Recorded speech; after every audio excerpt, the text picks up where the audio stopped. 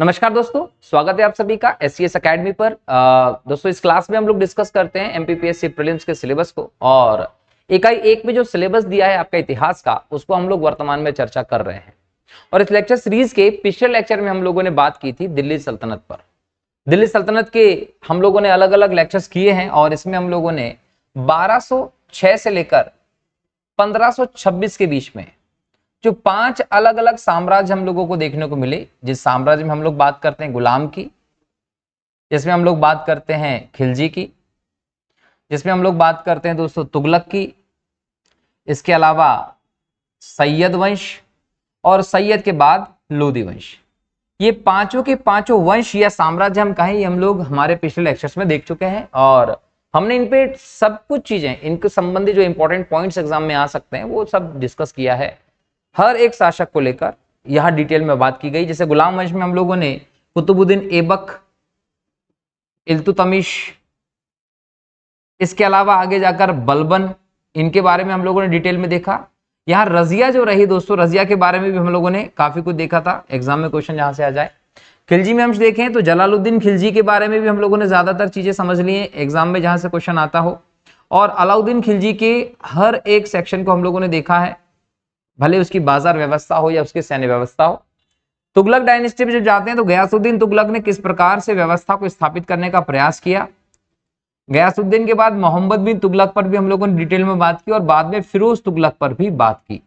सैयद वंश में हम लोगों ने बात की थी खिजर खां की, और खिजर खां ने किस हिसाब से शासन व्यवस्था को स्थापित किया और उसके बाद ज्यादातर सैयद वंश नहीं चल पाया, उसकी चीजें भी हम लोगों ने देखी। और अंत में लोदी वंश के बारे में जब बात की थी तो बहलोल लोदी के बारे में तो तथ्य देखे ही थे, लेकिन सिकंदर लोदी जो यहाँ पर अधिकतर समय हम लोगों को शासन करते दिखाई पड़ता है, उसके बारे में भी तथ्य को जाना था। अंत में हम लोगों ने इब्राहिम लोदी को पानीपत के युद्ध से कोड किया था और इस प्रकार से सभी जो शासक रहे हैं सल्तनत काल में, उन सभी के बारे में समझ लिया। लेकिन अभी सल्तनत काल में एक टॉपिक और हम लोगों को करना बाकी है। अभी तो हमने ये सब चीजें देखी, अभी जो बाकी है दोस्तों वो टॉपिक है सल्तनत काल का प्रशासन हम लोगों को समझना है। सल्तनत काल में हम लोगों को कला के बारे में जानना है, साहित्य के बारे में जानना है, संगीत के क्षेत्र में हम यहाँ क्या व्यवस्था देख रहे हैं, स्थापत्य के क्षेत्र में हम यहाँ क्या व्यवस्था देख रहे हैं, इसको जानना है। इसके अलावा फिर हम लोगों को यहाँ की सैन्य व्यवस्था हो, सल्तनत काल की न्याय व्यवस्था हो, सल्तनत काल का राजस्व व्यवस्था जो है वो, ये सब चीजें भी देखना है। ये क्यों देखना है इसका कारण बता देता हूं। जब आप इकाई 1 के सिलेबस को देखते हो PSC प्रीलिम्स के, तो उसमें आपको अलग अलग टॉपिक दिए हैं। अब पहले टॉपिक में तो शब्दावलियां दी हैं जो हम लोग कंप्लीट कर चुके हैं ऑलरेडी। दूसरे टॉपिक पे जब जाते हैं तो यहाँ पर आपको कहा गया है प्राचीन और मध्यकालीन भारतीय इतिहास की विशेषताएं। अब विशेषताएं तो हैं, लेकिन स्पेशली लिख के दिया है सामाजिक, आर्थिक, राजनीतिक व्यवस्था। अब आपको प्राचीन काल के इतिहास में और मध्यकालीन इतिहास में जो प्रमुख साम्राज्य और व्यवस्था देखने को मिल रही है, उसकी सामाजिक, आर्थिक व्यवस्था को, राजनीतिक व्यवस्था को भी अच्छे से देखना होगा। और वहीं अगर आप इस इकाई 1 के तीसरे टॉपिक पे चले जाते हैं तो वहां आपको कला साहित्य के बारे में टॉपिक मिल जाएगा कि कला से संबंधित क्वेश्चन पूछे जाएंगे। तो ऐसे में अगर हम उस वाले सेक्शन को भी कंप्लीट करना चाहते हैं तो ये प्रशासन पढ़ना, कला संस्कृति पढ़ना, संगीत, स्थापत्य, सैन्य, न्याय, राजस्व, ये पढ़ना जरूरी हो जाता है, क्योंकि अकॉर्डिंग टू सिलेबस यहां से भी सीधे सीधे क्वेश्चन पूछे जा सकते हैं। तो आज के इस लेक्चर में हम सल्तनत काल के इस सेक्शन पर ही ध्यान देने वाले हैं और कोशिश हमारी ये रहेगी कि इस प्रकार से इस टॉपिक को कवर कर लिया जाए कि किसी भी एग्जाम में जब आप अपेयर हो, एग्जाम देने जाएं, तो आपसे क्वेश्चन ना छूटे। ठीक है, शुरू करते हैं आज के इस लेक्चर में, आज के इस टॉपिक को। टॉपिक का नाम क्या है दोस्तों? टॉपिक का नाम है आपका सल्तनत काल की प्रशासनिक और बाकी सब व्यवस्थाएं एक करके देखेंगे। सबसे पहले हम बात करेंगे यहाँ धर्म की। तो जब सल्तनत काल की आप बात करते हैं दोस्तों, तो हम लोगों को यहाँ दिखाई पड़ता है राजधर्म इस्लाम। इस्लाम जो है वो यहाँ राजधर्म के तौर पर दिखाई पड़ता है। कोई भी शासक होता था ना, उसको इस्लाम के अनुसार ही शासन करना पड़ता था। बोल सकते हैं कि उसके लिए सर्व सत्ता जो थी वो इस्लाम के अनुसार ही थी। कोई भी काम अगर वो करता था तो इसके अगेंस्ट जाकर नहीं करता था। धर्म के विरुद्ध काम करने की इजाजत किसी को नहीं होती थी। जितने भी शासक थे सबने अपने आप को इस्लाम के प्रति वफादार, इस्लाम के हिसाब से शासन करने वाले शासक के तौर पर ही कहा। और इस्लाम की इस व्यवस्था में हमें यहाँ पर खलीफा की सत्ता दिखाई पड़ती है। खलीफा यहाँ पे सबसे इंपॉर्टेंट माना गया। अब खलीफा जो रहा, इसको इंपॉर्टेंट माना गया और जितने भी सुल्तान हमें यहाँ देखने को मिले, जो सुल्तान हमें देखने को मिले, इन सुल्तानों ने अपने आप को खलीफा का नायब घोषित किया। मतलब अधिकतर सुल्तानों ने खलीफा के नायब के तौर पर उसके अधीन काम करना स्वीकार किया और उसके अधीन ही अपने आप को बताया। लेकिन कुछ अपवाद भी हैं। जैसे अगर मैं अलाउद्दीन खिलजी की बात करूं, तो अलाउद्दीन खिलजी ने कई सारे के प्रतिबंध लगाए थे, और जब कई सारे प्रतिबंध उसने लगाए और उसने धर्म का राजनीति में प्रवेश बिल्कुल वर्जित कर दिया, दोनों का अलग अलग कर दिया। कई सारे प्रतिबंध जो लगा उसको लेकर जब कहा गया कि देखो भाई तुम जो कर रहे हो सही नहीं है शरीयत के हिसाब से, शरीयत मुस्लिमों की कानून संहिता के संदर्भ में प्रयोग किया जाने वाला शब्द है, बोले तुम जो करते हो वो शरीयत के हिसाब से सही नहीं है। तो अलाउद्दीन खिलजी ने कहा कि मैं जो करता हूं वो सही होता है और मैं जो करता हूं वो प्रजा के हित में करता हूं, मैं ही राज्य हूं, इस प्रकार की बातें की गई। तो अलाउद्दीन खिलजी ने इस सत्ता को मानने से, स्वीकार करने से मना किया कुछ हद तक। यही इसके पुत्र की हम लोग बात करें दोस्तों, मुबारक की, तो जो मुबारक रहा इसने भी इस खलीफा की सत्ता को अस्वीकार कर दिया। सिकंदर लोदी के समय पहुंचेंगे, उसने भी खलीफा की सत्ता को स्वीकार किया। कुछ शासक ऐसे रहे जिसने, मोहम्मद शाह की जब हम बात करते हैं, जो मोहम्मद शाह सल्तनत काल में शासक रहा, इसने तो स्वयं को ही खलीफा घोषित कर दिया, स्वयं खलीफा घोषित कर दिया। इसके अलावा मोहम्मद बिन तुगलक की जब हम बात करें, इसने प्रारंभ में खलीफा की सत्ता को स्वीकार नहीं किया, लेकिन बाद में जब इसके सामने दिक्कतें आई, ये जो काम कर रहा था वो असफल होता जा रहा था, तो बाद में इसने भी क्या किया, खलीफा से खिल्लत पद प्राप्त किया। तो यहां हम लोग देखते हैं कि सुल्तान अधिकतर जो थे वो नायब के तौर पर काम कर रहे थे, अपने आप को खलीफा का नायब समझते थे, और जब भी कोई शासन करता था तो वो खलीफा से क्या प्राप्त करता था, खिल्लत पत्र प्राप्त करता था। ये खिल्लत पत्र क्या होता था, ये खलीफा के आशीर्वाद का प्रतीक था, शासन करने के अधिकार पत्र के तौर पर इसे देखा जाता था। तो इन सब चीजों को जब हम देखते हैं तो हमको यही पता चलता है कि कहीं ना कहीं अगर देखा जाए तो इस प्रकार के शासन में इस्लाम धर्म का बहुत ज्यादा प्रभाव था, और सब लोग जो थे वो धर्म के विरुद्ध जाकर धर्म को चैलेंज करके शासन नहीं कर सकते थे। जो भी आचरण उन्हें करना होता था उसके अधीन रहकर ही करना होता था। स्पष्ट प्रभाव हमें देखने को मिला। अब यहां हम लोग जब इससे आगे बढ़े तो पूरी शासन व्यवस्था में हमें जो इंपॉर्टेंट सर्वोच्च पद देखने को मिलता है वो सुल्तान का मिलता है। जैसे प्राचीन काल के इतिहास में हम लोगों ने कई सारे राजवंशों को देखा, तो हम लोग वहां ये देखते थे कि शासन का प्रमुख राजा होता था। वैसे यहाँ पर राजा की जगह पर कौन, सुल्तान काम कर रहा है। और जब हम सुल्तान की बात करते हैं तो हम लोगों को ये देखने को मिलता है कि गजनवी वो पहला व्यक्ति था जिसने अपने आप को सुल्तान कहा। और भारत में जब हम बात करें, भारत में मोहम्मद गौरी आया, इसने भारत में साम्राज्य स्थापित किया और ये सुल्तान के रूप में शासन करने लगा था।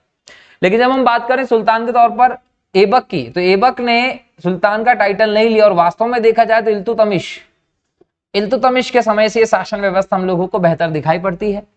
तो सल्तनत कालीन जो शासक रहे उन्होंने अपने आप को सुल्तान कहा है ना। और जब हम मुगल में पहुंच जाएंगे तो वहां पर बादशाह शब्द देखने को मिलेगा। अब हम बाद में देखेंगे सुल्तान बादशाह शब्द में कोई अंतर है या पर्यायवाची किस हिसाब से यूज किया जा सकता है, वो मुगल काल में जब बात करेंगे तो डिस्कस करेंगे। लेकिन यहाँ सुल्तान जो था वो सर्वोच्च शक्ति मानी गई थी सुल्तान को। अब सुल्तान सर्वोच्च शक्ति अगर है तो ये क्या क्या कर सकता था, तो आप अगर शासन में बात करेंगे तो शासन का प्रमुख कौन होगा, सुल्तान।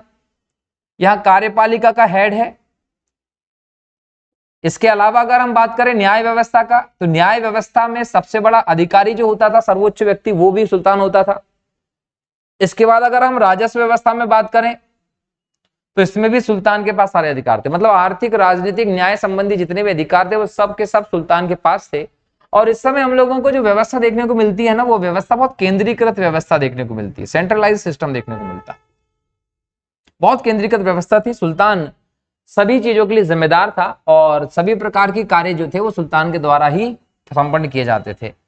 हम ये जो सुल्तान देखने को मिल रहा है, सुल्तान के कार्यों में सहायता के लिए हम लोगों को एक मंत्री परिषद की व्यवस्था भी देखने को मिलती है। देखिए हम लोगों ने यह देख लिया कि सुल्तान सभी चीजों का हेड रहा है, और सुल्तान का चयन दो प्रकार से हमें देखने को मिला है। कुछ जगह पर यह कहा गया कि निर्वाचित भी होता था और कुछ जगह पर यह देखने को मिला उत्तराधिकार होता था।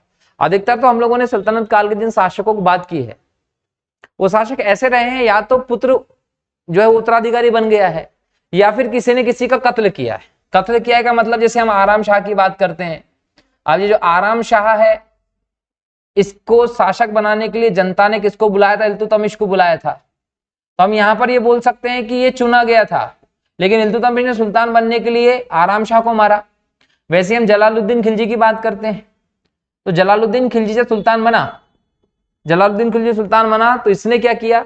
इसने सेनापति के तौर पर रहते हुए कैक्यूमर्श को मारा था, ये भी हत्या करके सुल्तान बना था। वैसे जलालुद्दीन खिलजी की हत्या किसने कर दी? अलाउद्दीन खिलजी ने कर दी।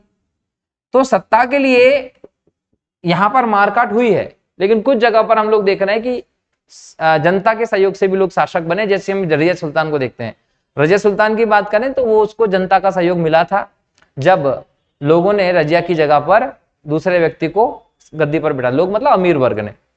तो ऐसी व्यवस्था देखने को मिली। अच्छा, सुल्तान का पद उसी को दिया जाता था जो अपने आप को सच्चा मुसलमान साबित करता था। सच्चा मुसलमान साबित जो करता था अपने आप को, उसी को ही सुल्तान का पद दिया जाएगा, ऐसा सैद्धांतिक रूप में था। लेकिन जब हम व्यवहारिक तौर पर बात करते हैं तो तुर्की मुसलमानों तक ही सुल्तान का पद सीमित रहा। मतलब अगर हम सल्तनत काल की व्यवस्था देखते हैं तो अधिकतर तुर्की जो लोग थे उन्हीं को सुल्तान बनाया गया है। पूर्ण रूप से सुल्तान का पद हमें निरंकुश दिखाई पड़ता है। अब हम मंत्री परिषद की बात करें तो इसके लिए एक शब्द मिलता है मजलिस खलबत। ये शब्द हमें मुस्लिम काल में देखने को मिलता है। हालांकि यहां पर हम लोगों को एक शब्द और मिलता है, तुर्कान चहलगाने। ये तुर्कान चहलगाने जो रहा, ये स्थापित करवाई गई थी 40 तुर्क सरदारों को मिलाकर इल्तुतमिश के द्वारा व्यवस्था। लेकिन बहरहाल जब हम मंत्री परिषद की बात करते हैं तो हमें यह दिखाई पड़ता है कि ये एक सलाहकारी व्यवस्था थी, और ये सलाहकारी जो व्यवस्था थी इसमें आवश्यकता अनुरूप संख्या में बदलाव हो जाता था। किसी सुल्तान ने ज्यादा लोगों को रखा, किसी सुल्तान ने कम लोगों को रखा। तो यहां हम लोगों को मंत्री परिषद का आकार जो है वो हमें बढ़ता घटता दिखाई पड़ता है। किसी सुल्तान के यहाँ पर कम थे, किसी सुल्तान के यहाँ पर ज्यादा थे, लेकिन हाँ ये सलाहकारी ही होती थी। जरूरी नहीं था कि सल्तनत कालीन सुल्तान जो होते थे वो मंत्री परिषद के परामर्श को माने ही सही या ना माने, है ना। सलाहकारी प्रवृत्ति हम लोगों को दिखाई पड़ती थी।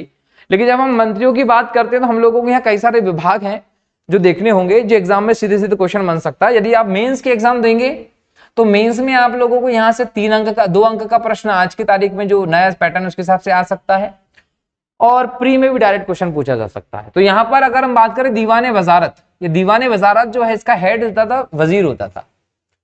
ये राजस्व संबंधी चीजों को देखता था। राजस्व विभाग जो होता था वो एक प्रकार से वजीर के अंतर्गत था, और वजीर को यहां हम प्रधानमंत्री के तौर पर देखते हैं। वजीर जो होता था वो प्रधानमंत्री के तौर पर देखा जाता है। इसके पास राजस्व संबंधी काम होते थे, सारे अधिकार। और दूसरी बात की जो सेना की जो व्यवस्था है, संपूर्ण विभाग है, उस सभी में सर्वोच्च जो होता था वो वजीर ही होता था। दीवाने वजारत इसके विभाग को कहा गया। दूसरा है दीवाने अर्ज। ये दीवाने अर्ज जो है ना, ये सैन्य विभाग है। दीवाने अर्ज सैन्य विभाग है, और इसका प्रारंभ करवाया था बलबन ने। बलबन जब सुल्तान बना था ना, तो बलबन जब सुल्तान बना तो हम लोगों को यहाँ एक चीज देखने को मिलती है कि बलबन ने सुल्तान बनने के बाद अपनी सेना को संगठित करने का काम किया, और इसके लिए उसने दीवाने अर्ज सैन्य विभाग बनवाया था। सेना संबंधी समस्त काम जो होते थे, संगठन हो, भर्ती करना हो सैनिकों के सारे काम जो प्रबंधन थे वो दीवाने अर्ज के द्वारा देखे जाते थे। दीवाने रिसालत एक अन्य विभाग देखने को मिलता है। ये विदेश विभाग और धार्मिक विभाग के तौर पर हम लोगों को देखने को मिला। और व्यवस्थित तौर पर देखा जाए तो ये जो सिस्टम है ये हम लोगों को मोहम्मद बिन तुगलक के समय से ज्यादा देखने को मिलता है। विदेश संबंध में क्या किया जाना चाहिए, क्या नहीं करना चाहिए, किस प्रकार की नीति अपनानी चाहिए, उस सब चीजों को लेकर दीवाने रिसालत काम करता था। इसके अलावा दीवाने इंशा जो था ना, ये पत्र विभाग था। शाही सचिवालय के तौर पर आप इसे देखते थे। प्रजा के लिए जो सैनिक हैं, बड़े बड़े अधिकारी, उनके लिए क्या लेटर जाना है, उनके लिए क्या बातें संदेश पहुंचानी है सुल्तान की तरफ से, इन सारी चीजों का प्रबंधन जो करता था वो दीवाने इंशा ही करता था। एक और विभाग दीवाने कोही था। ये दीवाने कोही जो है ये मोहम्मद बिन तुगलक के समय का दिखाई पड़ता है। ये कृषि विभाग था, और कृषि में क्या सुधार किए जाने चाहिए, किस प्रकार की व्यवस्था होनी चाहिए, उन सब चीजों पर बात की गई थी। सिस्टम को सेट करने की जिम्मेदारी दी गई थी। दीवाने कोही कृषि विभाग को मोहम्मद बिन तुगलक ने बनवाया था। हालांकि ये योजना मोहम्मद बिन तुगलक की असफल होती दिखाई पड़ती है, क्योंकि ये कहा जाता है कि ये जब विभाग बनवाया था मोहम्मद बिन तुगलक ने, तो जो अधिकारी थे वो पैसा लेके भाग गए थे इस विभाग के लिए जो अलॉट किया गया था। अगला है दीवाने मुस्तक राज। जब दीवाने मुस्तक राज की बात करते हैं तो आप लोगों को अलाउद्दीन खिलजी को याद रखना पड़ेगा। अलाउद्दीन खिलजी सल्तनत काल का वो सुल्तान था जिसने सबसे ज्यादा टैक्स लगाया था। लगभग 80% ये क्या करता था, टैक्स के तौर पर वसूल कर लेता था अलग अलग रूपों में। सबसे ज्यादा कर अगर किसी के समय थे ना तो वो अलाउद्दीन खिलजी के समय थे। आगे इस पर बात करेंगे। तो दीवाने मुस्तक राज का संबंध राजस्व विभाग से था और ये क्या काम करता था, तो ये काम करता था बकाया कर की वसूली। जो बकाया टैक्स होता था वो टैक्स की वसूली करने का काम दीवाने मुस्तक राज को दिया गया था। इसी प्रकार से एक विभाग है दीवाने इस्तिहाक, ये फिरोज तुगलक के समय का दिखाई पड़ता है। और ये जो दीवाने इस्तिहाक रहा ये पेंशन विभाग के तौर पर हम इसको देखते हैं। विभिन्न कर्मचारियों को बाद में अंत में जब देखें तो पेंशन आदि के सिस्टम करने की जिम्मेदारी हो, दान देने की जिम्मेदारी हो, स्त्रियों का देखरेख की बात हो, सबके सब यहां पर हमें देखने को मिला। और दीवाने बंदगान, ये कहा जाता था कि तुगलक शासक फिरोज तुगलक के समय सल्तनत काल में सबसे ज्यादा दास हुआ करते थे। तो दासों की संख्या चूंकि सबसे ज्यादा इसी के समय थी, इसलिए इसने अपने यहां पर दास विभाग बनवा दिया था। दास विभाग बनवाने वाला सल्तनत काल का जो सुल्तान मिलता है वो सुल्तान कौन मिलता है, तो उत्तर देंगे फिरोज तुगलक था दोस्तों, जिसने सल्तनत काल में इस विभाग को बनवाया था। और दास विभाग था ये, दान विभाग था एक तरीके से। तो ये मंत्री रहे हैं जो अलग अलग समय पर रहे हैं, कभी ज्यादा रहे हैं कभी कम रहे हैं, ठीक है। लेकिन इन सब में इंपॉर्टेंट कौन रहा है, दीवाने वजारत का प्रमुख वजीर। हालांकि जब हम बहराम शाह की बात करते हैं, जब ये बहराम शाह शासक बना तो हम लोगों को यहां पर नायब का पद दिखाई पड़ता है। इन नायब का जो पद रहा ये सबसे पहले एदगिन को दिया गया था और ये पद जो रहा ये वजीर से मजबूत पद दिखाई पड़ता था। वजीर से मजबूत अगर पद दिखाई पड़ता था तो वो ये नायब का पद ही दिखाई पड़ता था, याद रखिएगा। तो ये बहराम शाह के समय देखने को मिलता है जो रजिया के बाद उत्तराधिकारी बना था अमीरों के द्वारा। इसके अलावा हम बात करें तो ये मंत्री परिषद और बाकी के सब लोग जो डिसीजन लेते थे, डिसीजनों को लागू करने के लिए अधिकारियों की भी जरूरत थी।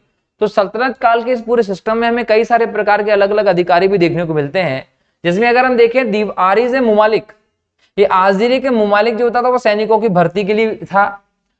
सद्र, उस सद्र जो है धार्मिक मामलों को देता था। वकील ए दर राजा के व्यक्तिगत कार्य की व्यवस्था करने के काम करता था। बरीद मुमालिक गुप्तचर विभाग था, गुप्तचरों के लिए बरीद शब्द का प्रयोग किया गया है, ये गुप्तचर होता था और गुप्तचरों के विभाग को बरीद मुमालिक कहा जाता था। मुहस्सिब लोगों के आचरण पर निरीक्षण करता था कि शरीयत के हिसाब से या इस्लाम के हिसाब से लोग अपना आचरण रख रहे हैं कि नहीं रख रहे हैं, इस बात का जो निर्णय करता था, जांच करता था, वो मुहस्सिब करता था। और मुशरिफ नाम का जो अधिकारी होता था ये कारखानों की देखभाल करता था। आमिर ए आखुर अश्वशाला का प्रधान होता था, कारकुन को भूमि का हिसाब रखना होता था। वहीं अमीर हाजिब जो था वो दरबारी शिष्टाचार के नियमों का विभाग था दोस्तों। तो ये इंपॉर्टेंट विभाग थे, अधिकारी थे, जिनको हम सल्तनत काल की प्रशासनिक व्यवस्था में देखते हैं, जो यहाँ प्रशासन को संभालने का काम करते थे। इसके अलावा हम देखें तो अमीर ए बहर, ये अमीर ए बहर जो होता था ये नौकाना जलमार्ग का निरीक्षण करने वाला होता था।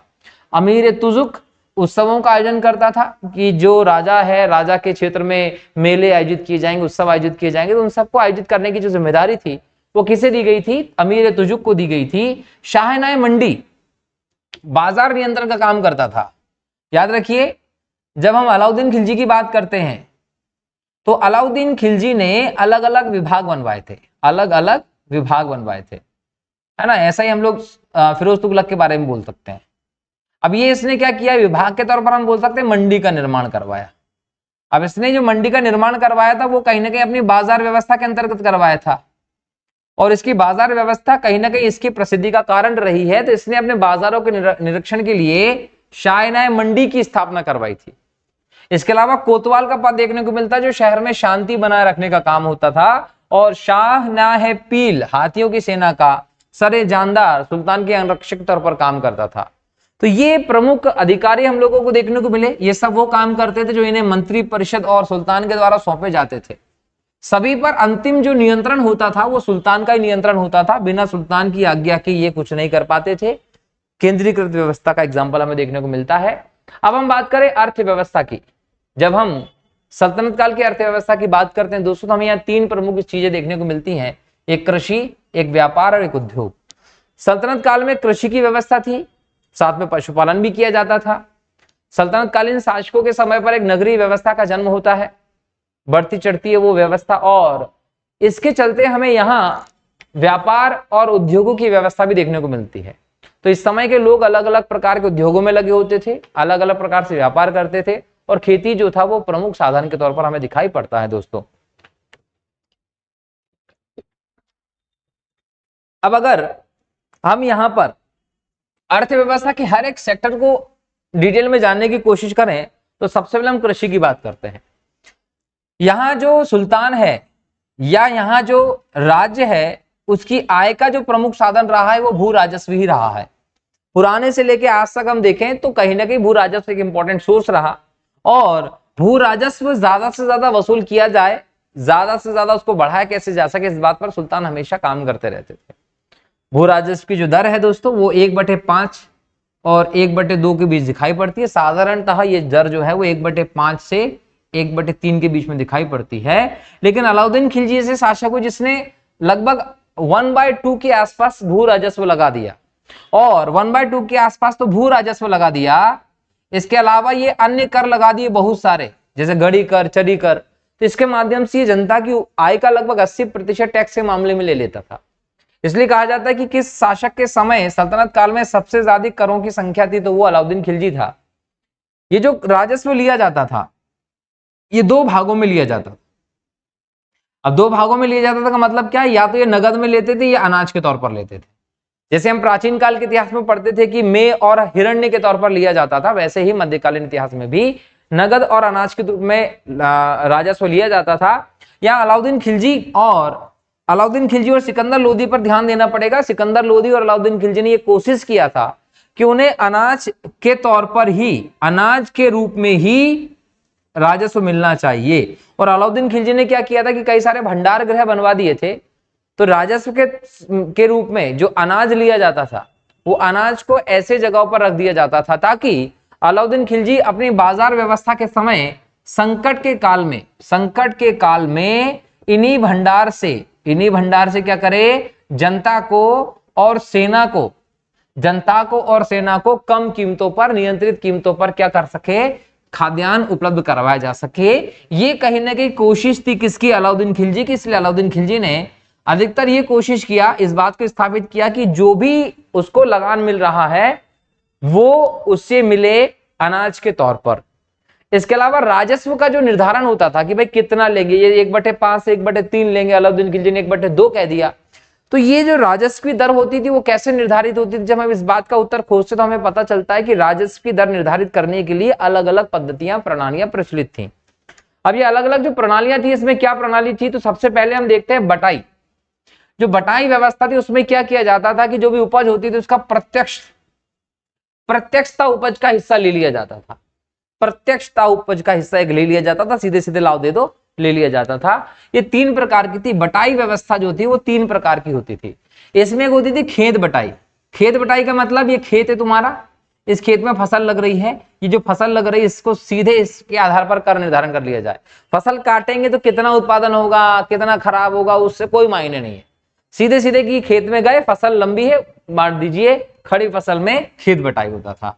लंक बटाई होता था कि लग बटाई जो था दोस्तों, इससे भूसा निकाले बिना, जनरली क्या होता है कि फसल जब आप निकालते हैं तो एक तो उसको साफ कर लेते हैं, भूसा अलग कर लेते हैं, और एक होता भूसा अलग करे बिना।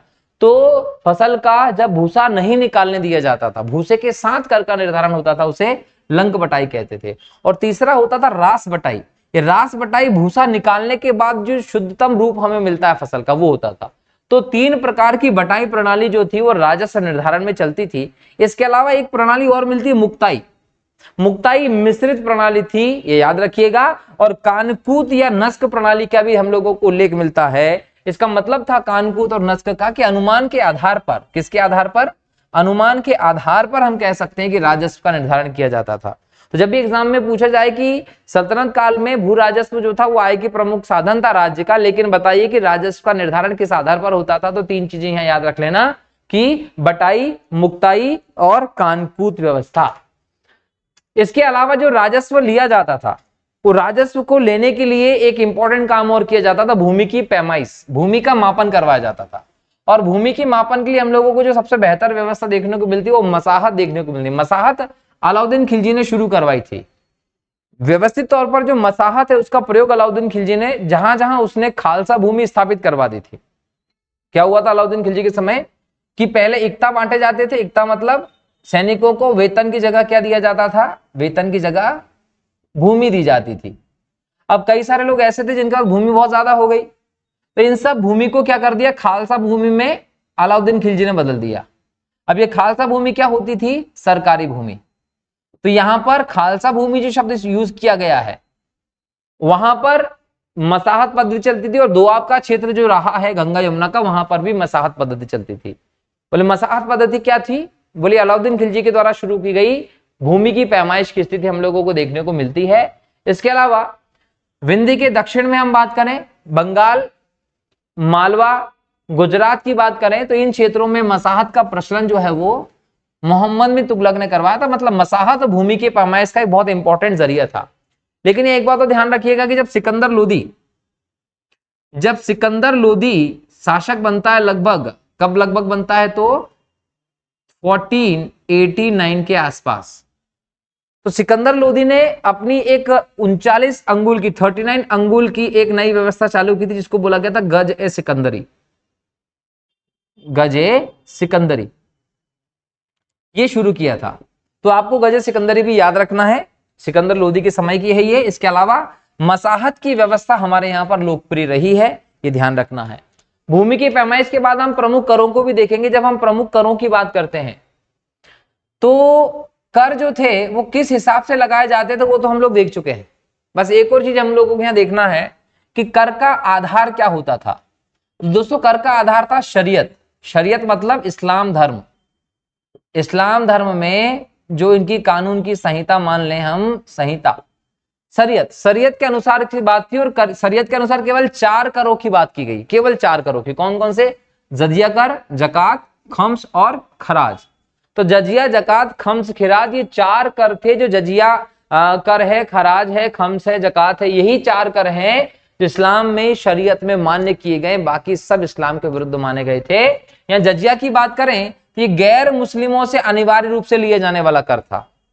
जकात क्या है, मुसलमानों से स्वैच्छिक तौर पर 2.5% के आसपास जकात लिया जाता था। खुम्स क्या है, खुम्स को गनीमा भी कहते हैं। और जब राजा उसके सेनापति दूसरे क्षेत्र पर आक्रमण करते थे, वहां से लूट जो होती थी, उस लूट के माल में सुल्तान को या राज्य को कितना मिलेगा, इस कर को बोला जाता था खुम्स। और अंततः खराज। खराज जो था ये गैर मुसलमानों से वसूल किया जाने वाला भू राजस्व था। गैर मुसलमान मतलब हिंदू हो सकते थे, सिख हो सकते थे। तो गैर मुसलमानों से वसूल किया जाने वाला जो भू राजस्व था उसे खराज कहते थे। और 1/5 से 1/3 के आसपास की दर होती थी।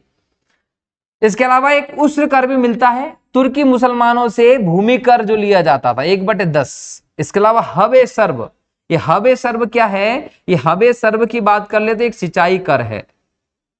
जो भी सरकारी नहरों से सिंचाई करता था उसे हबे सर्ब कर देना पड़ता था 1/10 अपनी उपज का, या फिर हम बोल सकते हैं 10% के आसपास। और ये कर जो था वो किसने चलाया था, तो फिरोज तुगलक ने चलाया था। एक्चुअल में फिरोज तुगलक जो है इसने सार्वजनिक निर्माण विभाग बनवाया, और सार्वजनिक निर्माण विभाग बनाकर कई सारे तालाब, कई सारे कुएं, कई सारी सड़कें, बगीचे, चिकित्सालय आदि स्थापना करवाए थे।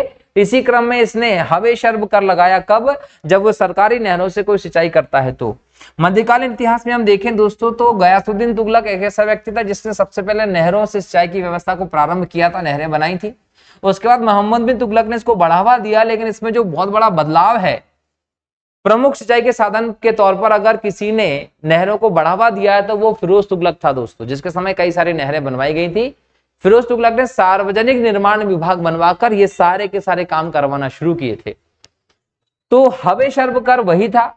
अब यहाँ एक और चीज ध्यान रखिएगा कि जो कर व्यवस्था थी, ये कर व्यवस्था का प्रयोग जो था वो सल्तनत कालीन सुल्तान कैसे करते थे। जो सल्तनत सुल्तान थे वो सीधे सीधे आप लोग जानते हैं कि किसके अधीन थे, वो पूरी तरीके से शरीयत के अधीन थे। कुछ सुल्तानों को छोड़ दिया जाए तो इसका मतलब ये था कि यहाँ पर जो मुस्लिम लॉ है, मुस्लिम कानून है, ये वो क्या होता था यहाँ पर अत्यधिक क्या बोल सकते हैं, अत्यधिक प्रभावी था। पूरी की पूरी व्यवस्था जो थी उन्हीं के अंडर कंट्रोल में चलती थी। अब यहां पर कर व्यवस्था जो कहीं ना कहीं सुल्तान के द्वारा शुरू की गई थी, शरीयत के अधीन थी, इसमें धर्मांतरण का जो है वो विषय जुड़ा। इन शासकों ने क्या किया, जो इस समय के मुस्लिम शासक रहे, इन्होंने टैक्स एक जगह पर कम रखा और एक जगह पर ज्यादा रखा। अब ज्यादा किसके लिए रखा, हिंदुओं के लिए, और कम किस लिए रखा, मुस्लिमों के लिए। अब यहां पर एक संदेश जाता था कि अगर आप इस्लाम धर्म के प्रचारक हैं, इस्लाम धर्म के हैं, तो आपको ऊपर टैक्स कम लगेगा, और अगर आप गैर इस्लामी हैं तो आपको ऊपर टैक्स ज्यादा लगेगा। तो एक तरफ पैसा ज्यादा लिया जा रहा है, एक तरफ पैसा कम लिया जा रहा है, और इस पैसा ज्यादा कम पैसे का मतलब यह था कि लोगों को धर्मांतरण के लिए क्या किया जाए, फोर्स किया जाए। तो अप्रत्यक्ष तरीके से लोगों को धर्मांतरण के लिए, काम करवाने के लिए यह बल दिया गया था। हालांकि हम लोगों को समझना है कि धर्मांतरण कई जगह पर अप्रत्यक्ष नहीं प्रत्यक्ष तौर पर भी किया गया। वो हम सल्तनत काल के बाद जब मुगल काल पढ़ेंगे, अभी तो मुगल काल में हम लोग जब औरंगजेब की व्यवस्था देखेंगे तो वहां पर जबरदस्ती भी हुई है। लेकिन यहां पर जो कर व्यवस्था है उसका प्रयोग किसमें किया जा रहा है, धर्मांतरण के लिए किया जा रहा है, ये ध्यान रखिएगा। इसके बाद हम देखें तो हम लोगों को दिखाई पड़ता है सल्तनत काल में उद्योग एवं व्यापार।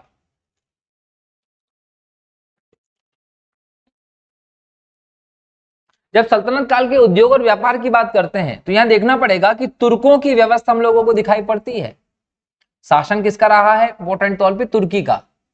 अब जो तुर्की का शासन रहा, यहां पर तुर्की लोग जब भारत आए तो इनके यहां पर जो तकनीक होती थी, नवीन प्रौद्योगिकी होती थी, वो भी भारत में इनके साथ प्रवेश करती है। और इनके साथ भारत में जब वो प्रवेश करती है तो ये ध्यान रखिएगा कि तुर्की जो लोग थे वो बेसिकली नगरीय व्यवस्था के समर्थक थे और नगरीय चीजों को ये ज्यादा सपोर्ट करते थे। नगरों में इनकी रहने की आदत थी, उस प्रकार की सारी व्यवस्था इनको चाहिए होती थी। तो जब भारत में तुर्की आए तो इन्होंने भारत में कई सारे नगर स्थापना करना शुरू कर दिया। मुबारकाबाद हो, तुगलकाबाद हो, ऐसे कई सारे नगर जो रहे भारत में इनके द्वारा स्थापित करना शुरू किए। और ये सारे नगर जो बने उसको हम नगरीय क्रांति के तौर पर देखते हैं दोस्तों। ये क्या थी, ये नगरीय क्रांति थी और नगरीय व्यवस्था को यहां पर बदलना शुरू किया। और यहां जब ये नगरीय क्रांति हुई, नगरीय व्यवस्था यहां दिखाई पड़ी, तो उसके साथ साथ धातु शिल्प में भी हम लोगों को परिवर्तन दिखाई पड़ता है। और यहां पर जो धातु शिल्प में परिवर्तन दिखाई पड़ता है वो किस संदर्भ में, वो भी सैनिकों के संदर्भ में। ये कोशिश होती थी कि सैनिकों के लिए तलवार बनाना हो, भाले बनाना हो, कवच बनाना हो, तो इस संदर्भ में इन्होंने धातु शिल्प में और पारंगतता हासिल की। और इसका उद्देश्य था कि सैनिकों के लिए उपयोग जो होता था सामान, उसमें लौह प्रौद्योगिकी का विकास करना। इसके अलावा कागज निर्माण में भी हम लोगों को सल्तनत काल में तेजी देखने को मिलती है। क्यों देखने को मिलती है, क्योंकि इस समय संस्कृत साहित्य से ये लोग बहुत ज्यादा प्रभावित थे और हमारे कई सारे संस्कृत साहित्य ऐसे रहे जिनका इन्होंने फारसी भाषा में अनुवाद करवाने की प्रयास किया और करवाया भी। तो ये हमारे संस्कृत ग्रंथों का फारसी में अनुवाद कराने के लिए जिन ग्रंथों की रचना हुई उनके लिए कागज बहुत ज्यादा जरूरी था। इसलिए हम लोगों को सल्तनत काल में कागज निर्माण में प्रगति देखने को मिलती है। और जितनी भी रचना यहाँ की जाती थी उनको सुरक्षित करने के लिए जो बाइंडिंग का काम होता था उसे जिल्दसाजी कहते थे। इस उद्योग को भी यहाँ पर बहुत हद तक बढ़ावा मिला है। इसके अलावा अगर हम बात करें तो इस समय के जो शासक थे उन्होंने इतिहास लेखन में बहुत रुचि दिखाई थी। उन्होंने इतिहास में अपनी आत्मकथा लिखी हो या अपने किसी दरबारी से उनके द्वारा कोई ग्रंथ लिखवाया गया हो या लिखा गया हो, उसमें इन्होंने सल्तनत कालीन शासकों की भरपल्ले तारीफ की है, बहुत तारीफ की है। मतलब एक तरीके से वो ये दिखाना चाहते थे कि हम कितने महान शासक हैं और अपनी महानता को दिखाने के लिए आने वाले लोगों को वो सुनाई दे, समझ में दे, इसके लिए उन्होंने अपने दरबारियों के माध्यम से अपनी खुद की तारीफ में कई सारे ग्रंथ लिखवाए। तो इतिहास लेखन में उनकी विशेष रुचि दिखाई पड़ती है। यहाँ चटका की बात करें, धुनकी की बात करें, तो इनका प्रवेश जो है वो तुर्कों के साथ भारत में हो गया था। और वस्त्र उत्पादन के लिए तकली का प्रयोग भी जो है वो इस समय हम लोगों को देखने को मिलता है। जो रुई धुनने वाले लोग होते थे उनको नद्दाफ कहते थे। दोस्तों ये याद रखिएगा। आसवन विधि, सड़ाने गलाकर उत्पाद तैयार करने की जो विधि है एक, उससे भी ये लोग क्या है, परिचित थे। और इस आसवन विधि का प्रयोग करके मुख्य तौर पर मदिरा और इत्र का निर्माण किया जाता था। दोस्तों दमिश्क जो रहा वो इस्पात के लिए प्रसिद्ध था, जो जम्मू कश्मीर में प्राप्त होता था। चमड़ा हो, धातु हो, पत्थर हो, नमक, तेल आदि के उद्योगों में बहुत ज्यादा हम लोगों को विकास देखने को मिलता है। लेकिन कुछ ऐसी भी चीजें देखने को मिलती है जहां पर पर्टिकुलर शाही परिवार के लिए कोई चीज बनाई जाती थी। इस पेशकर जब फिरोज तुगलक की बात करते थे, उन्होंने 36 शाही कारखाने बनवाए थे जहां राजा महाराजाओं के भोग विलास की वस्तुओं को बनवाया जाता था, और इन कारखानों का निरीक्षण करने के लिए मुतस्सिफ नाम के अधिकारियों की नियुक्ति भी की थी फिरोज तुगलक ने। तो इस प्रकार के उद्योगों का हम लोगों को यहाँ विकास देखने को मिलता है। जब हम व्यापार की बात करते हैं तो हम लोगों को व्यापार आंतरिक और बाहरी दोनों व्यापार देखने को मिलता है। आंतरिक और बाहरी दोनों हम लोगों को व्यापार देखने को मिलता है। जल मार्ग से भी व्यापार होता था और स्थल मार्ग से भी व्यापार होता था। तो यहाँ हम लोगों को व्यापार की एक बहुत सक्सेसफुल वृहत व्यवस्था देखने को मिलती है। और जब हम यहाँ के व्यापारिक व्यवस्था को देख लेते तो हम लोगों को लगता है कि सल्तनत कालीन व्यवस्था में व्यापार बढ़ा होगा। और यहाँ अरब और खाड़ी जो देश रहे हैं, इन देशों से सोना, चांदी, केसर, अफीम, सिंदूर, अरबी घोड़े आदि का व्यापार होता था। अफ्रीका के साथ हाथी दांत व लाख का व्यापार ये करते थे। मतलब अंतरराष्ट्रीय व्यापार भी अच्छी स्थिति में हमें यहाँ दिखाई पड़ता है। अगर हम बंदरगाह की बात करें दोस्तों, अंतरराष्ट्रीय व्यापार के लिए अगर वो जहाज से करते थे तो देवल एक अंतरराष्ट्रीय बंदरगाह था। दक्षिण में सिंध लहरी बंदरगाह था। गुजरात में केम्बे और सूरत प्रमुख बंदरगाह थे। अनिलवाड़ा व्यापारियों के लिए तीर्थ माना जाता था, इतना इंपॉर्टेंट क्षेत्र था। जो इब्न बतूता भारत आया था, इब्न बतूता ने कहा, और उसके बाद जो चीनी यात्री आए थे बंगाल के क्षेत्र में, उन्होंने कहा कि देवताओं ने पृथ्वी का संपूर्ण सोना जो है वो इस प्रांत में सौंप दिया। कहां पर? बंगाल क्षेत्र में। मतलब बंगाल के लिए क्या लिखते हैं ये लोग कि देवताओं ने पृथ्वी का सारा सोना इस प्रांत को दे दिया है, ऐसा इनका मानना था। अगर हम अर्थव्यवस्था में सल्तनत कालीन सिक्कों की बात करें दोस्तों, तो मोहम्मद गौरी ने देहली नामक सिक्के चलाए थे। देहली नामक सिक्का किसने चलाया था? ये सिक्का मोहम्मद गौरी ने चलाया था। और इस सिक्के पर एक तरफ लक्ष्मी माता की आकृति बनी हुई, दूसरी तरफ घुड़सवार की आकृति बनी है। यहां देवनागरी लिपि में मोहम्मद बिन साम लिखा मिलता है। ये मोहम्मद बिन साब किसका नाम था? तो मोहम्मद बिन साब मोहम्मद बोल सकते हैं गोरी का ही नाम था दोस्तों। इल्तुतमिश का शासन आया तो इल्तुतमिश ने क्या किया? चांदी का टंका और तांबे का जीतल नामक सिक्का बनवाया था। बलबन ने चांदी का सिक्का बनवाया था। गयासुद्दीन तुगलक जो था दोस्तों, इसने भी इंपॉर्टेंट तौर पर सोने के सिक्के बनवाए। और सोने के सिक्के के वजन में सबसे ज्यादा अगर वृद्धि देखने को मिलती है तो वो गयासुद्दीन तुगलक के समय देखने को मिलती है। मोहम्मद बिन तुगलक जो रहा वो कम बोल सकते हैं कि सांकेतिक मुद्रा, बिना किसी राजकीय चिन्ह के सांकेतिक मुद्रा, इतिहासकारों के अनुसार कुछ लोग बोलते हैं कांसे की थी और कुछ लोग बोलते हैं तांबे की थी। ये जो सांकेतिक मुद्रा है ये चलाने का काम मोहम्मद बिन तुगलक ने किया था। और सबसे पहले अपने सिक्कों पर कलमा खुदवाने का काम भी मोहम्मद बिन तुगलक ने शुरू करवाया। जो खलीफा था उसका नाम इसने अपने सिक्कों पर अंकित करवाना शुरू किया था। अंत में फिरोज शाह तुगलक था दोस्तों, जिसने अद्दा और विक के मिश्रित धातु के सिक्के जो हैं वो बनवाए थे। तो ये हम लोगों को इंपॉर्टेंट सिक्के देखने को मिलते हैं किसके समय के? सल्तनत कालीन शासकों के समय के, जिन्होंने कई सारे सिक्के बोल सकते चलवाए थे, जिनसे इनकी जानकारी हम लोगों को मिलती है। यहाँ पर एक बात तो ध्यान रखिएगा कि इल्तुतमिश ने सिक्के चलवाए थे शुद्ध अरबी शैली के सिक्के थे। तो शुद्ध अरबी शैली के सिक्के भारत में किसने चलाए थे? तो इल्तुतमिश था जिसने ये चलवाए थे। अगर इनके सैन्य संगठन की बात करें तो सल्तनत कालीन सैन्य संगठन तुर्की और मंगोल की सैन्य पद्धति पर आधारित था। मतलब जिस प्रकार की सैन्य व्यवस्था हम लोगों को तुर्कियों के समय देखने को मिलती है, वैसी कुछ व्यवस्था हम लोगों को मंगोल के समय देखने को मिलती है। और तुर्की और मंगोल सेना की जो महत्वपूर्ण विशेषताएं थी वो भारत में सल्तनत कालीन शासकों ने, चूंकि ये भी तुर्की ही थे, तो इन शासकों ने भी उस व्यवस्था को अपनाया और हूबहू वैसा शासन चलाने का प्रयास किया। लेकिन अगर हम सबसे पहले सल्तनत काल की सैन्य व्यवस्था के प्रारंभ की बात करें तो सैन्य व्यवस्था का प्रारंभ किसी ने किया? तो इल्तुतमिश था। ध्यान रखिएगा कि 1206 में ऐबक भले ही शासक बन गया हो, लेकिन 1211 में इल्तुतमिश जब शासक बनता है आराम शाह की हत्या करके, तो ये दिल्ली सल्तनत का वास्तविक शासक होता है, जो दिल्ली सल्तनत में प्रशासन, सैन्य व्यवस्था, न्याय व्यवस्था आदि की नींव रखता है। तो दिल्ली सल्तनत में गुलाम वंश की प्रारंभिक वंश का जो शासन का वास्तविक संस्थापक था वो इल्तुतमिश ही था, जिसने अपने यहाँ पर सबसे पहले एक बेहतर सेना का गठन शुरू किया। और इस सेना को नगद वेतन की जगह पर एकता व्यवस्था के साथ भूमि का टुकड़ा वेतन के तौर पर देना शुरू किया, ताकि संबंधित व्यक्ति को वेतन कम ना पड़े। क्योंकि बड़ी सेना जब तक आप नहीं रखेंगे, केंद्रीय सेना जब तक आप बड़ी नहीं रखेंगे, तब तक आपका साम्राज्य सुरक्षित नहीं रह सकता था। और ये महत्वाकांक्षी शासक थे। इनका मानना था कि हमको बहुत बड़ा साम्राज्य विस्तार करना और उस बड़े साम्राज्य के साथ हम लोगों को चीजों को आगे बढ़ाना है।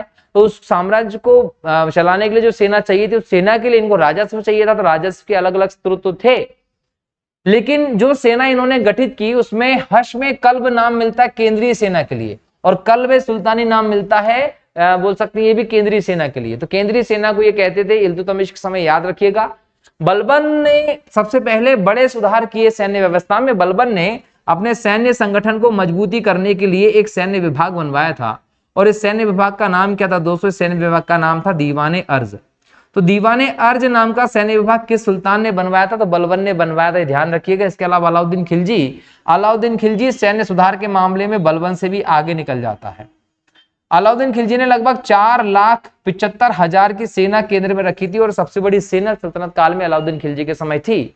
स्थायी सेना रखने वाला या केंद्र में सेना रखने वाला सल्तनत काल का पहला शासक अलाउद्दीन खिलजी था, जिसने अपनी सेना को बेहतर तरीके से संगठित करने का काम किया था। यहाँ अलाउद्दीन खिलजी के समय की हम लोगों को व्यवस्था देखने को मिलती है कि अलाउद्दीन खिलजी ने इल्तुतमिश की इक्ता व्यवस्था को समाप्त कर दिया और सैनिकों को नगद वेतन देना शुरू किया। सैनिकों को नगद वेतन देना शुरू की सुल्तान ने किया था, तो याद रखिएगा वो अलाउद्दीन खिलजी था। लगभग 234 टंके के बराबर साल भर सैलरी देता था ये सैनिकों को।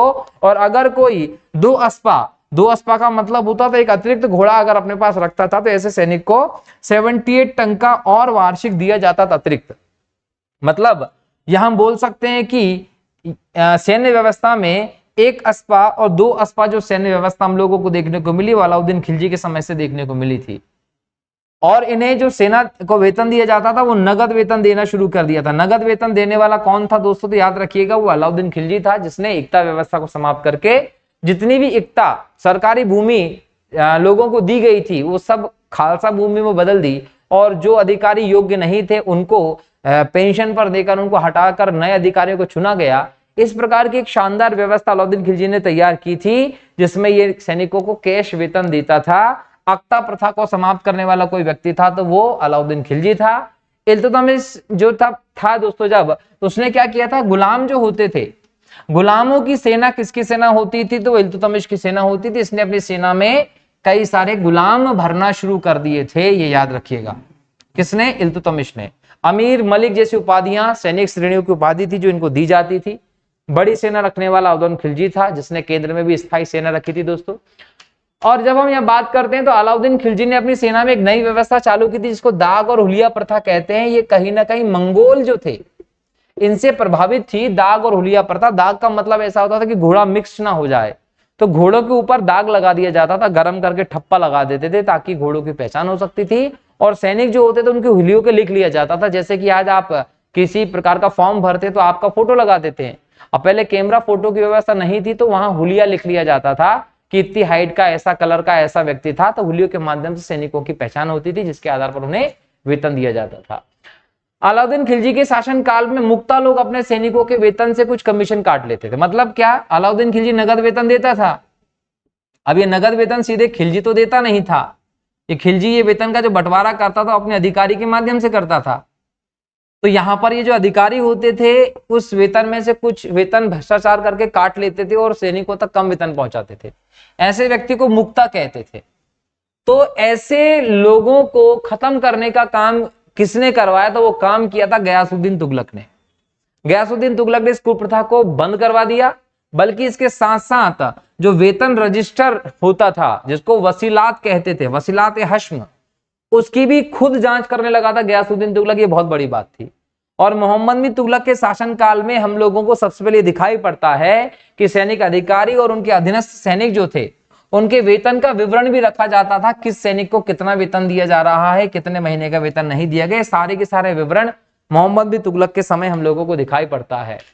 जब सल्तनत कालीन न्याय व्यवस्था की बात करते हैं तो यहाँ पर कानून के हम लोगों को 4 स्रोत देखने को मिलते हैं। कानून के कितने स्रोत देखने को मिलते हैं? 4।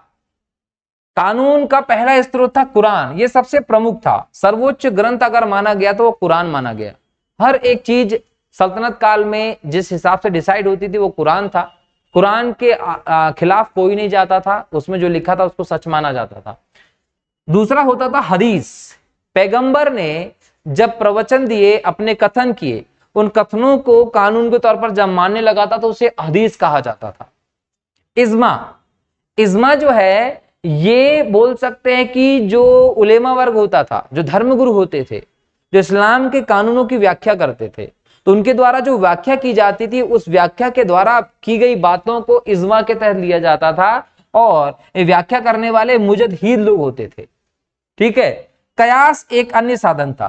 कयास क्या होता था कि जितने भी धर्म के कानून के ज्ञाता होते थे, वो ज्ञाता आपस में विचार विमर्श करके जब एक कानून की स्थापना करते थे तो उसे कयास कहा जाता था। तो एग्जाम में आप लोगों से पूछेगा सल्तनत काल में कानून के स्रोत कितने थे, तो सल्तनत काल में कानून के 4 स्रोत हम लोगों को देखने को मिलते हैं। कौन कौन से? कुरान, हदीस, इज्मा और कयास। इसके बाद कानून के प्रकार की भी बात कर ले तो दोस्तों कानून भी यहां पर हम लोगों को अलग अलग प्रकार के कानून देखने को मिल रहे थे। एक प्रकार के कानून थे सामान्य कानून। पहले तो ये याद रख लीजिएगा कि कानून किस पर आधारित थे? कुरान पर आधारित थे, इस्लाम की व्यवस्था पर आधारित थे। कानून जो थे वो सामान्य कानून थे जो केवल मुसलमानों पर लागू होते थे। एक देश का कानून बनाया जाता था, ये स्थायी कानून होता था, सभी के ऊपर लागू होता था। फौजदारी कानून होता था, हिंदू मुसलमान सबके लिए बराबर होता था। और गैर मुसलमानों के व्यक्तिगत और धार्मिक मामलों के संदर्भ में भी कानून बनाया गया था।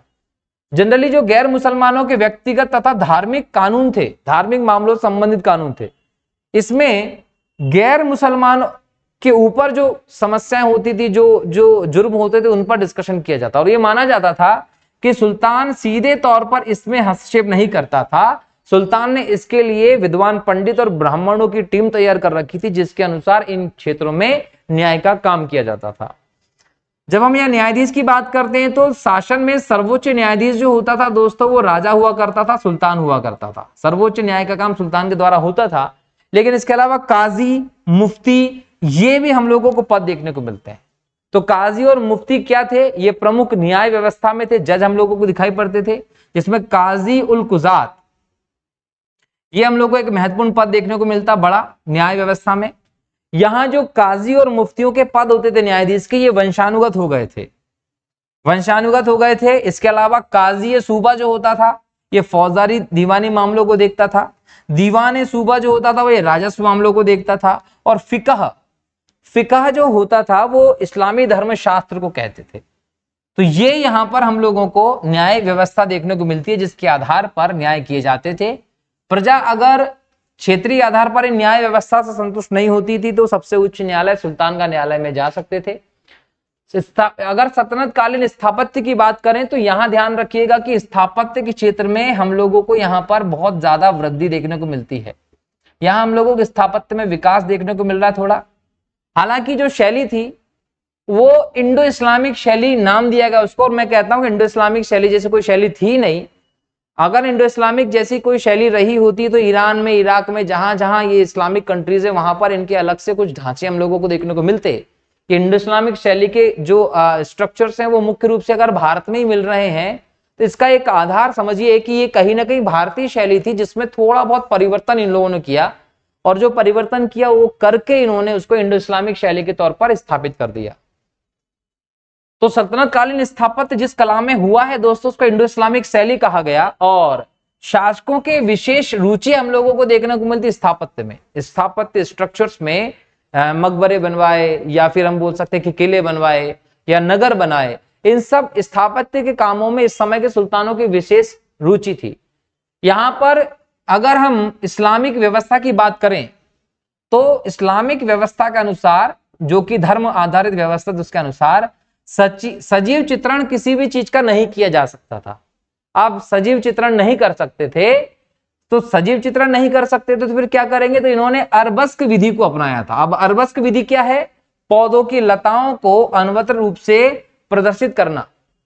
पौधों की लताओं को अनवरत रूप से प्रदर्शित करने की जो विधि थी, जहां गहरेदार लेखन या चित्र बनाए जाते थे, उस विधि को अरबस्क कहते थे। इस विधि का प्रचलन चला। इसके अलावा कूफी विधि का भी प्रचलन चला। कुरान की आयतों का सीधा सुलेखन कर दिया जाता था, तो उसे कूफी विधि कहते थे। जब आप किसी भी ऐसे इस्लामिक स्ट्रक्चर को देखने जाते हैं तो वहां पर आपको बोल सकते हैं कि आयतें लिखी हुई मिलती हैं। तो ये कौन सी विधि है? कूफी विधि के अनुसरण के तहत लिखी गई। इसके अलावा जो हिंदू स्थापत्य था उसको इस समय पे शाहतीरी स्तंभ कहा गया। शाहतीरी व स्तंभ किसको कहा गया? हिंदू आर्ट को कहा गया। तो यहां पर क्षेत्रीय विधि के तौर पर ये हिंदू स्थापत्य भी चल रहा था, कूफी विधि भी चल रही थी और अरबस्क विधि भी चल रही थी। विशेष रुचि थी किसकी? सल्तनत कालीन सुल्तानों की इसमें। और इस्लामिक कला में मेहराब पद्धति का भी प्रारंभ हम लोगों को यहाँ देखने को मिलता है। लेकिन यहाँ पर जो स्थापत्य के लिए स्ट्रक्चर्स बनाए गए थे, उन स्ट्रक्चर्स की एक इंपॉर्टेंट बात थी जो हम लोगों को ध्यान रखना है। उन स्ट्रक्चर्स की जो इंपॉर्टेंट बात वो क्या थी कि इनको मजबूती देने के लिए गारे और चूने का प्रयोग किया था। तो जो बड़े बड़े मजबूत बड़े बड़े पत्थरों के भवन बनाए गए हैं वो आज भी अगर इतने सालों से यहाँ मौजूद हैं तो इसलिए हैं क्योंकि इनको जोड़ने के लिए कोई सीमेंट जैसा सिस्टम नहीं था, गारे और चूने का प्रयोग किया जाता था। स्थापत्य की दृष्टि से अगर मध्यकाल में किसी ने बहुत बड़ा काम किया है तो वो फिरोज तुगलक के समय हम लोगों को सल्तनत काल में देखने को मिलता है। शाहजहां को हम लोग मुगल काल में देखेंगे स्थापत्य की दृष्टि से स्वर्ण काल, लेकिन यहाँ पर फिरोज तुगलक के समय बहुत सारे काम किए गए और फिरोज तुगलक ने तो कई सारे बगीचे, चिकित्सालय, सराय, सड़कें, नहरें, काफी सारी चीजें डेवलप करवाई। और इसके लिए इसने एक सार्वजनिक निर्माण विभाग भी बनवाया दिया था। जो सार्वजनिक निर्माण विभाग बनवाया था इसने, उसको हम लोग दीवान ए इमारत खाना कहते हैं, ये भी इसने बनवा दिया था।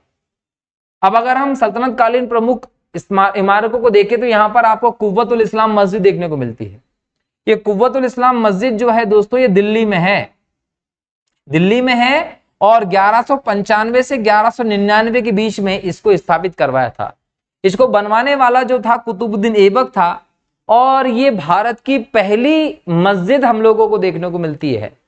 इस मस्जिद की जगह एक हिंदू मंदिर था, इस हिंदू मंदिर को हटाकर इसके चबूतरे पर इस मस्जिद का निर्माण करवाया था। अढ़ाई दिन का झोपड़ा में दिखाई पड़ता है। अढ़ाई दिन का झोपड़ा जो है वो अजमेर में एक मस्जिद है जो कुतुबुद्दीन ऐबक ने बनवाई थी। और ये अढ़ाई दिन का झोपड़ा जो है ये एक संस्कृत विद्यालय था जो विग्रह राज चतुर्थ, याद रखिएगा, विग्रह राज चतुर्थ जो थे इनके द्वारा इसको स्थापित करवाया था। अब मूल बात ये जो है वो ये है कि जो संस्कृत विद्यालय था ये हम लोगों को भगवती देवी की प्रतिमा देखने को मिलती है और इसका साक्ष्य हम लोगों को मिलता है कि यहाँ पर मंदिर था संस्कृत, वो कैसे कि यहाँ पर वो मूर्ति। दूसरी बात, जो दीवार है, जो दीवार यहाँ की है उन दीवारों पर हम लोगों को हंस के कुछ चित्र उकेरे हुए मिलते हैं साक्ष्य के तौर पर।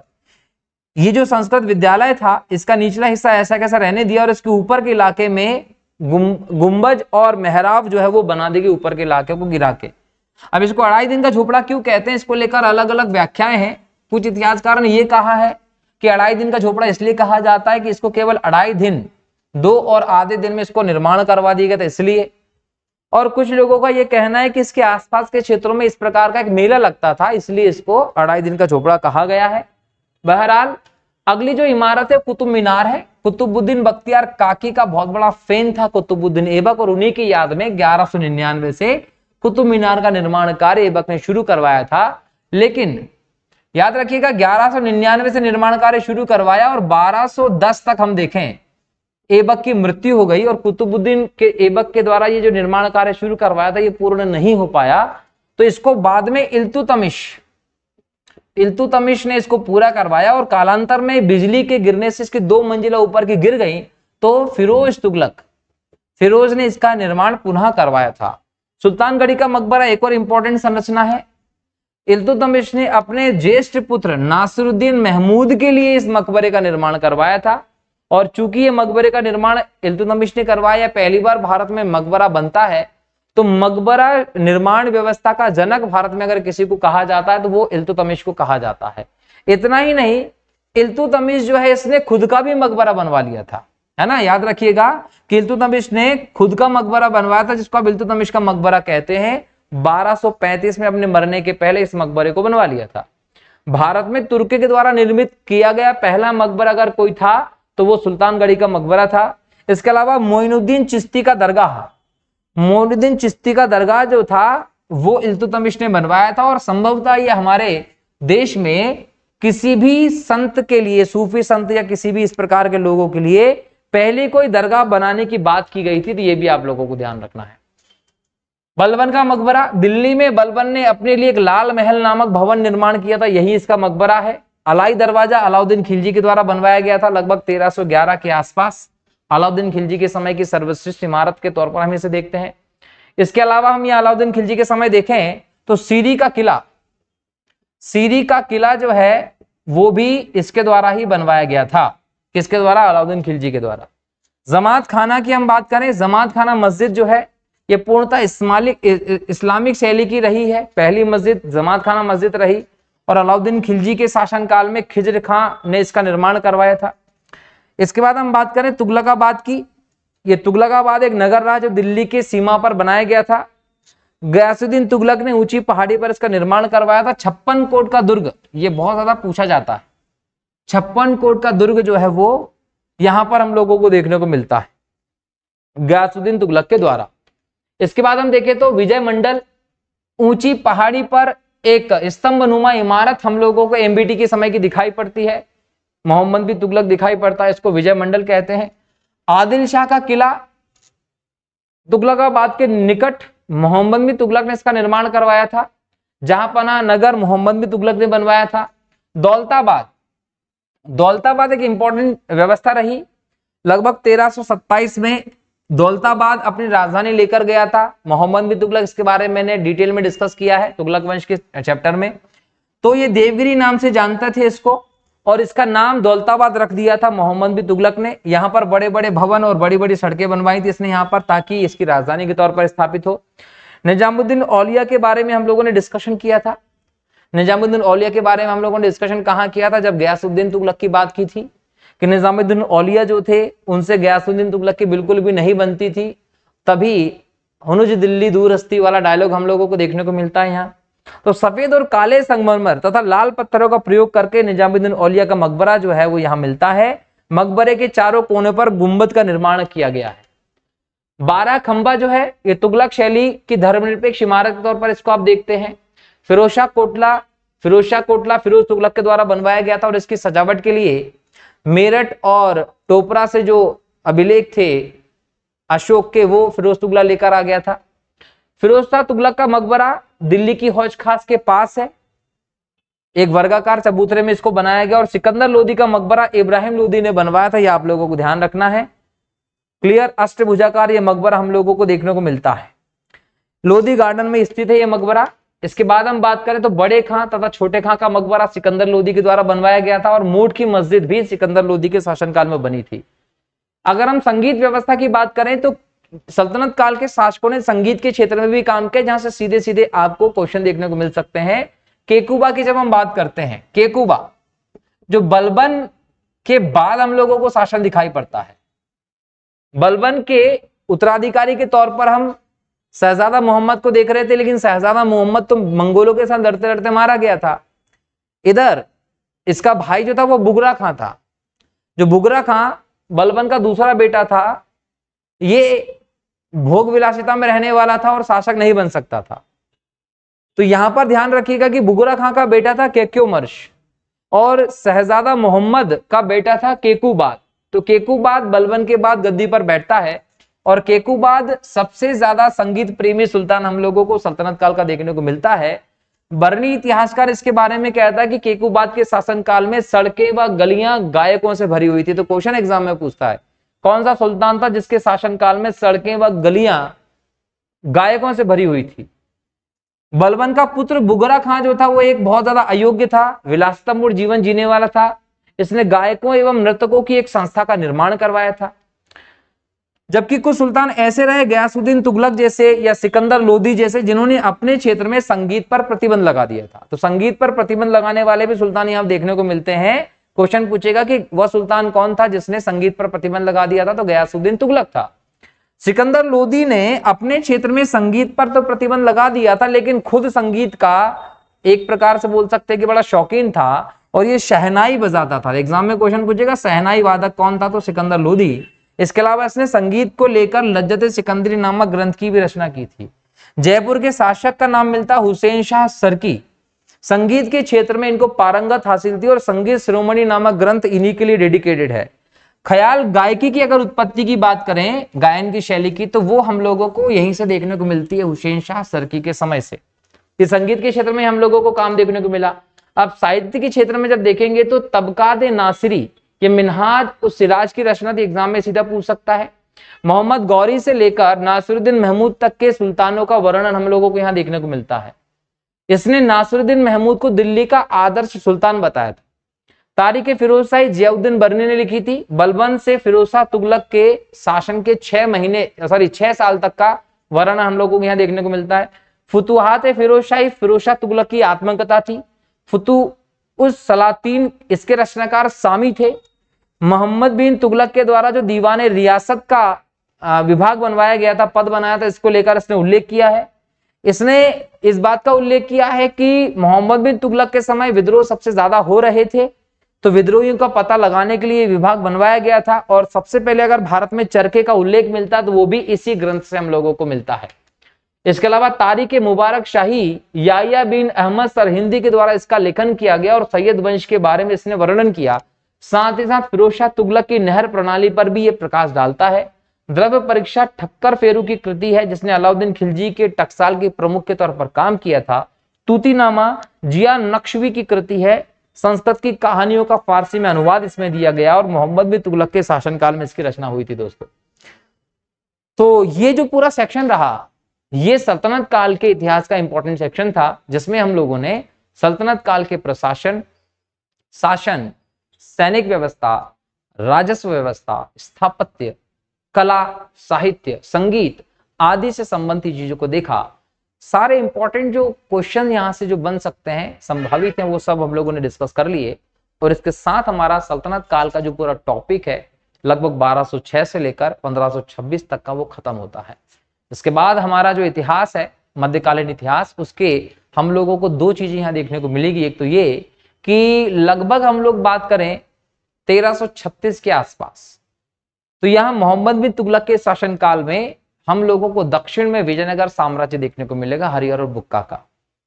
तो इतिहास का एक साइड तो हम लोगों को यहाँ ये देखने को मिलेगा कि विजयनगर साम्राज्य दक्षिण की तरफ जाना चाहिए, और दूसरी व्यवस्था हम लोगों को इसी समय देखने को मिलती कि ये एक प्रकार से धार्मिक मूवमेंट का एक समय चल रहा है, जहां हम लोगों को उत्तर और दक्षिण में अलग अलग व्यवस्था देखने को मिल रही है। एक तरफ हिंदू में और एक तरफ इस्लामिज्म में, सूफीवाद और ये सब चीजें हम लोगों को देखने को मिलेगी। तो वो वाला सेक्शन भी हमें यहाँ से पढ़ना है, जिसमें हम लोगों को मीराबाई, तुलसीदास, दादू दयाल, है ना, तुकाराम जी, इन सब के बारे में क्वेश्चन पढ़ना है, क्योंकि ये अभी बहुत ज्यादा चर्चा में रहे हैं। दूसरा सेक्शन जो रहेगा कि 1526 में इब्राहिम लोदी मारा जाता है युद्ध भूमि में लड़ता हुआ बाबर से, और भारत में मुगल साम्राज्य की नींव रखी जाती है। तो इस सेक्शन में हम लोग जो अगला लेक्चर करेंगे दोस्तों, वो हम लोग करने वाले हैं किस पर? मुगल साम्राज्य पर। मुगल साम्राज्य का पूरा सेक्शन खत्म करेंगे जब औरंगजेब की डेथ हो जाएगी। उसके बाद फिर हम लोग विजयनगर साम्राज्य, दक्षिण भारत के ऐतिहासिक वंश, और फिर इस मध्यकालीन धार्मिक आंदोलन पर डिस्कस करेंगे, जिससे कि आपका पूरा के पूरा सिलेबस मध्यकाल का खत्म हो जाएगा। जो इकाई 1 है एमपीपीएससी प्रीलिम्स के सिलेबस की, उसमें जो पहला और दूसरा टॉपिक है वो हमारा पूरा हो जाएगा। फिर तीसरे टॉपिक पर हम लोग डिस्कस करने वाले हैं, ठीक है। तो इस प्रकार से हमारी लेक्चर श्रृंखला लगातार चल रही है दोस्तों, लगातार इससे बने रहिए। और ऐसे लोग जो इस लेक्चर श्रृंखला से अभी तक जुड़े हैं परंतु उन्होंने हमारे चैनल को सब्सक्राइब नहीं किया, प्लीज चैनल को सब्सक्राइब कर लीजिए। दूसरी बात कि हमारा जो टेलीग्राम चैनल है, इसके अलावा जो व्हाट्सएप चैनल है, वहां पर हम लोगों ने नोट्स शेयर करना स्टार्ट कर दिए हैं। कई सारे लोगों को नोट्स मिल गए हैं। अगर आप लोग भी चाहते हैं कि जो टॉपिक हम लोग हिस्ट्री में, इकोनॉमिक के सेक्शन में या अदर सेक्शन में यहाँ चर्चा कर रहे हैं, उसके आप लोगों को पीडीएफ नोट्स मिल जाएं, तो टेलीग्राम की लिंक जो है वो नीचे डिस्क्रिप्शन में दी गई है, व्हाट्सएप चैनल की लिंक जो है वो डिस्क्रिप्शन में दी गई दोस्तों, उसको आप लोग जरूर ज्वाइन कर लें ताकि नोट्स आपको मिलते चले जाएं। तो आपका समय बचेगा, यहाँ पर आप लेक्चर सुनेंगे, चीजों को समझेंगे और वहां आपके पास नोट्स उपलब्ध होंगे, तो आपकी जो तैयारी होगी वो तीव्र गति से चलेगी, ठीक है दोस्तों। तो चलिए मिलता हूँ अगले लेक्चर में फिर नए टॉपिक के साथ। तब तक के लिए बहुत बहुत शुक्रिया दोस्तों। जय हिंद, जय भारत, वंदे मातरम, जय श्री राम।